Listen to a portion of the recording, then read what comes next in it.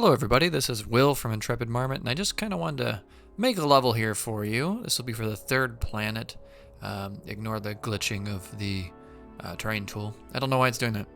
Fun stuff with the recording software. Anyways, so on this level I'm trying to make a difficult one, and one of the main ways I can add difficulty in Buggos 2 is by controlling the available space that a player can build in.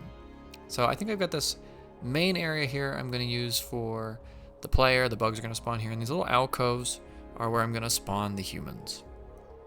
You can see here I'm just sort of painting in some channels, some little bulbous zones where the humans will have their buildings. Sort of just carving in some good land locations. And here we go. I'll probably put another human base over on this location over here and up here as well. And if we connect them, it allows some fun pathability. It's nice to have two entrances into an area. And maybe even one down here will be nice to really annoy the player right off the bat. So yeah, we'll just squirrel this one in here. I'm thinking this is looking pretty good, so we can start just adding in the walls here. It's kind of cool how it gibbles in. I like that. It's using an auto tile to place the correct wall down. And then just basically fill in this whole outside perimeter, slowly building up the contours of the level itself. As you can see, this is a process that definitely takes a little bit of time. Gotta be kind of careful here in these small areas. Sometimes there's little bits that get filled in, or that don't get filled in even, that we have to go back and manually. You see right there, there's a couple little spots. I'll have to put some sand tiles down.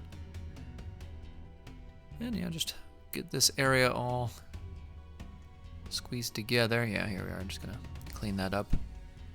Usually I'll do a final cleanup pass after I'm happy with the level, but just seeing if there's anything super obvious.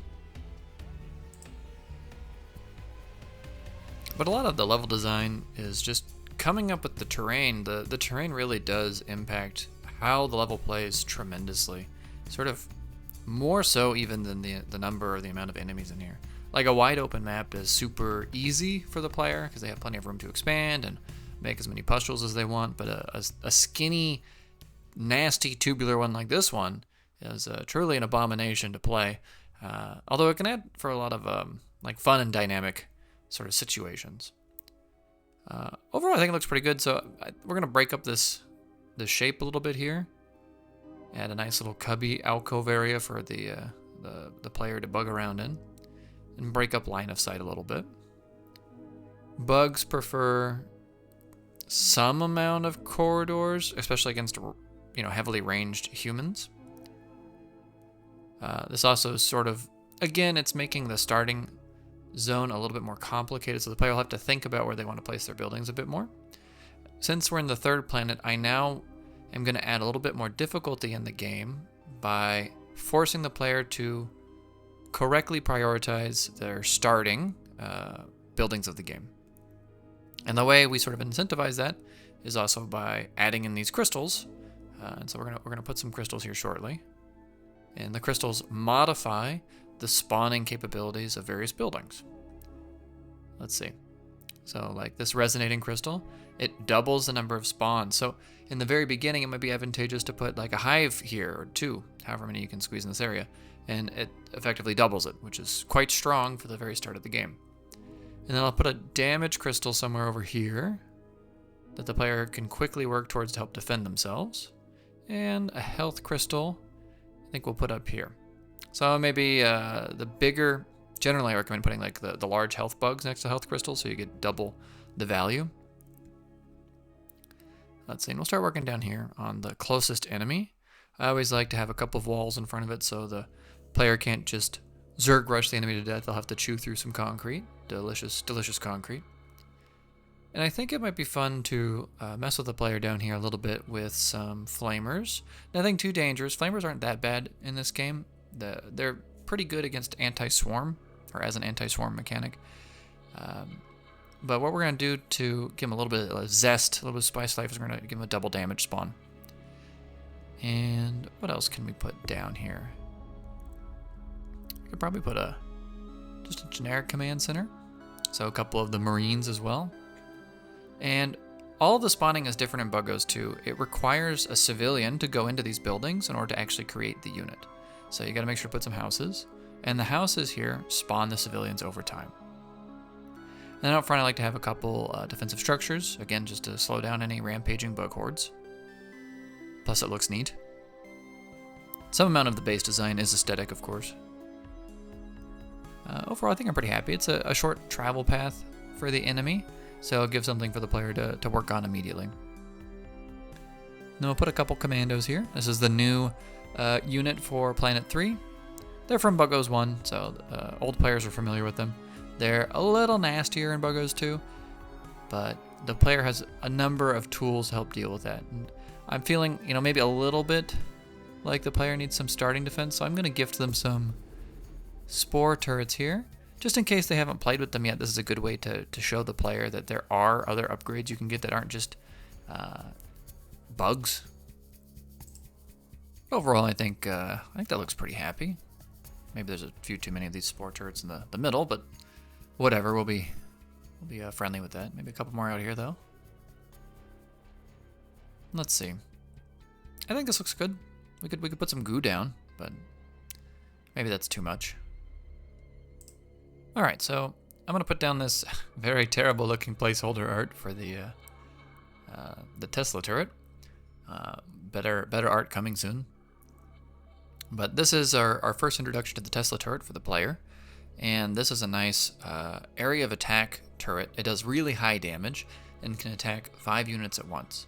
So this one, paradoxically, it doesn't sound like it, it's actually super available to be swarmed. But not super good to use high health units on. So we'll get some walls back here to help corral the bug menace.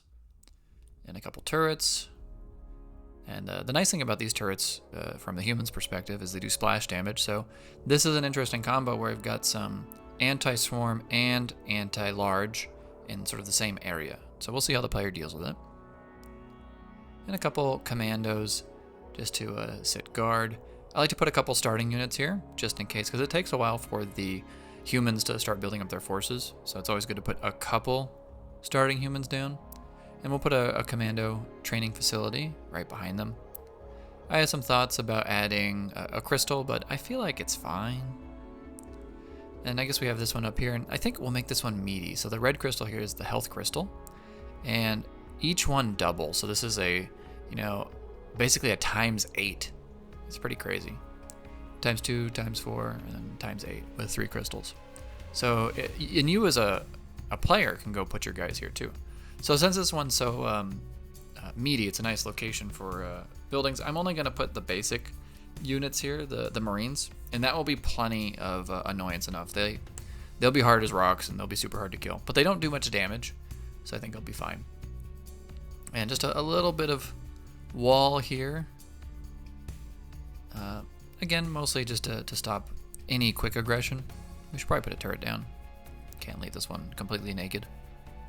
There we are. Yeah, maybe this one. There we go. Just a flame turret and a couple basic turrets. And I think we will close off the back end here, so that way they can only come from the front. Excellent. Alright, I think that looks pretty decent. So, what have we now? We've got the bottom all covered. I think it looks good. We've got the left side. Got the middle with some of those Tesla turrets here, and we got that boy. Maybe we'll put a crystal. It's probably too mean. Probably shouldn't actually put a crystal. No. Okay, we just got this last one up here.